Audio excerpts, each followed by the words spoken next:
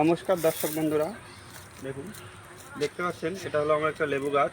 তো আমি এটা 2 বছর আগে বেরি কয়েস নার্সারি থেকে নিয়েছিলাম। তো গাছটা যখন আমি আনতে যাই তো অনেকটা সন্ধে হয়ে গেছিলো, যে কারণে মোবাইলে ফ্ল্যাশ জ্বালিয়ে গাছটা নিয়েছি। তো অমিত দাই নিজেই বেছে দিয়েছে। তো আমি এই গাছটা নিয়ে এসেছিলাম দার্জিলিং, যেটা বড় সাইজের বিগ বিগ দার্জিলিং বিগ সাইজের কমলা।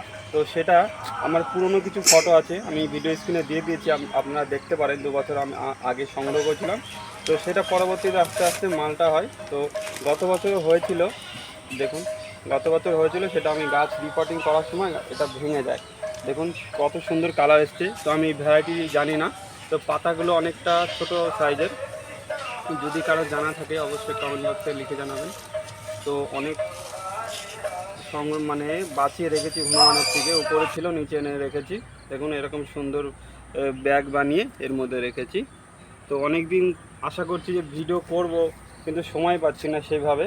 তো আজকে একটু সময় পেলাম, আপনাদের দেখাই। রস শুকিয়ে গেছে বা আছে।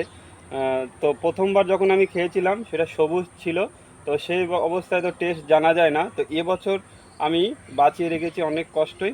তো একটা হারভেস্টিং করে নিই, আবার বেশি দিন রাখাও যায় না কাছে। দেখুন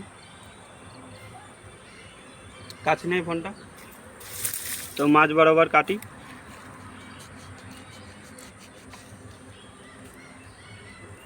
প্রচুর রস, বীজও কম, একদম সাইডটাও পাতলা, বীজও কম।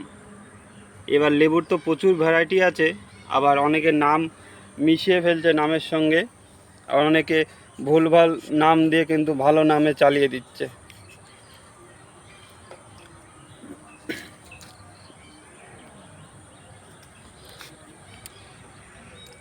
দারুণ মিষ্টি।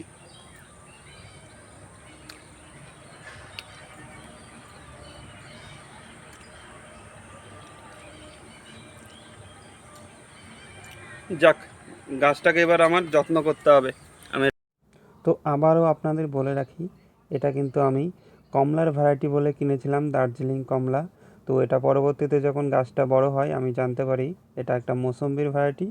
তো এর ভ্যারাইটি বলে আমার নাম জানা নেই, যেহেতু আমি এটা কমলার ভ্যারাইটি বলে কিনেছিলাম। যাই হোক, খেতে খুবই মিষ্টি, খুবই ভালো। এর চারা যদি কোনো দর্শক বন্ধুর দরকার হয় অবশ্যই কমেন্ট বক্সে লিখে জানাবেন।